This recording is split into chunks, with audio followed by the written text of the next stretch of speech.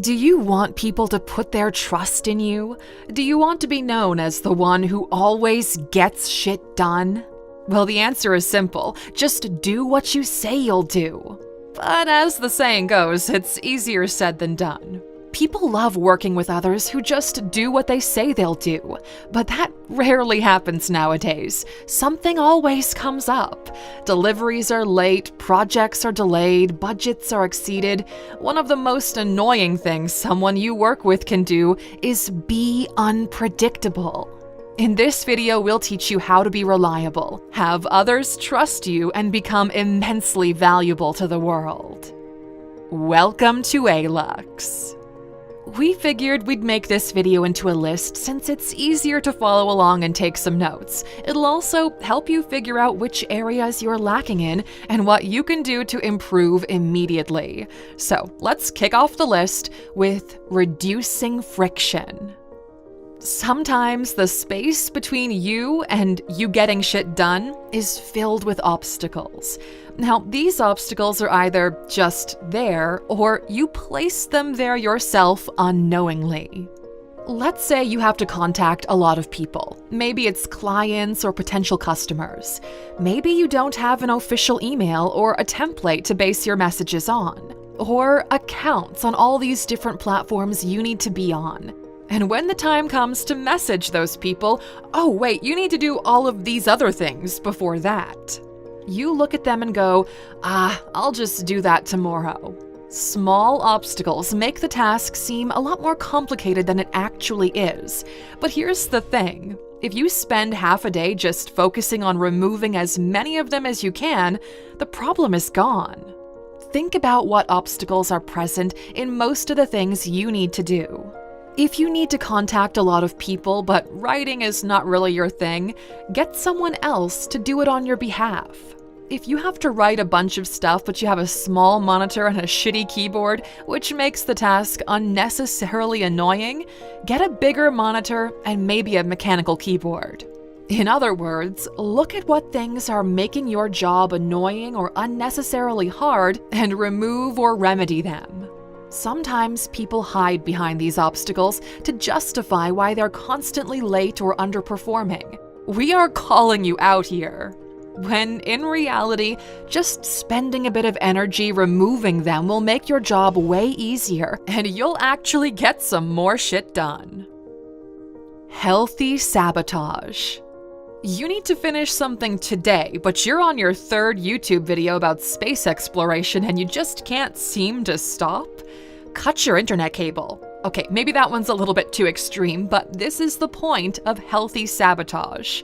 One of the most well-known writers in the world, who wrote an entire franchise which is now worth billions of dollars, hated writing. There was something about the writing process they just could not stand. So in order to get his book written, he did one of the most interesting things. He went to some of the most boring cities he could find and checked into the worst hotel from that city. His whole goal is to get the book done as fast as possible and get the hell out of that miserable place. The writer's name is Ian Fleming, and yes, he wrote the James Bond series. And this is a true story, by the way. The point is, sometimes the thing you need to get done is annoying, so you don't like doing it. But it's important. There's a very high chance that you'll have to do something like this in the future. Or maybe you have to do it right now. So one thing you can do is to put yourself in a position where there's nothing to do but get the thing done. That might be cutting your internet, letting your phone die, going to a secluded place, or checking yourself into the worst hotel possible, and don't leave until you get your shit done. Loss aversion.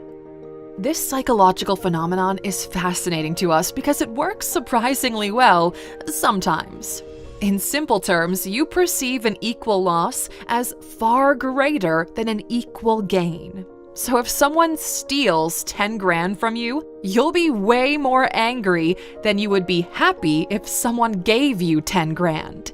You tend to perform better when you stand to lose something you already have than to gain something you didn't have before.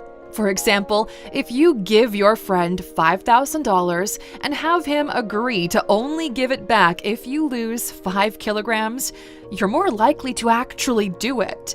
Now, this doesn't work the same for everybody, but it's worth testing out and seeing the results for yourself. Outside accountability. You can hate yourself for not doing what you said you would do, but you can also forgive yourself pretty quickly. But tell other people who you trust and respect, and things will be different.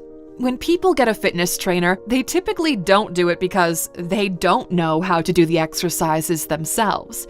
They do it because the fear of disappointing someone often pushes them to move their asses. After all, you don't want to spend all that money on a trainer and then not show up and look like a lazy idiot. Just imagine if gyms started putting pictures on the wall of those who enrolled in a program and never showed up afterwards. We bet that drop-off rate would diminish substantially. Now, the point is, when you use outside accountability, it's not just you that you disappoint, it's other people as well. When you think of all the people who are depending on you to get the thing done, your mindset starts to change. It's bigger than you now. Short-term rewards. We're wired to chase short-term rewards, so why not use them to your benefit?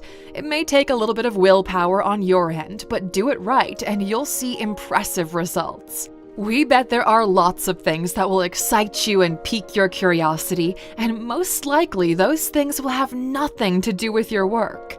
You'd sometimes rather spend the whole day reading and researching about AI or programming or drawing and rendering, and sometimes, since you work from home now, you do spend a full day doing that. Nobody can check up on you at home anyways, but then you feel guilty for wasting a full day on something that doesn't have immediate value right now. But what if you made that a reward for getting something else done? What if you get the work done today and then you get to spend some hours on something that excites you in return? With this mentality shift, not only will you start getting more shit done, but you'll also not feel guilty for pursuing other things. Visualization. Where do you see yourself in 5 years?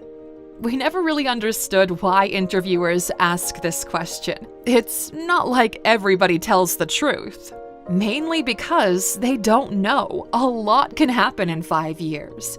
But here's the thing. Visualization can have tremendous power if used the right way. Here's an example. Let's say you want to lose 10 kilograms.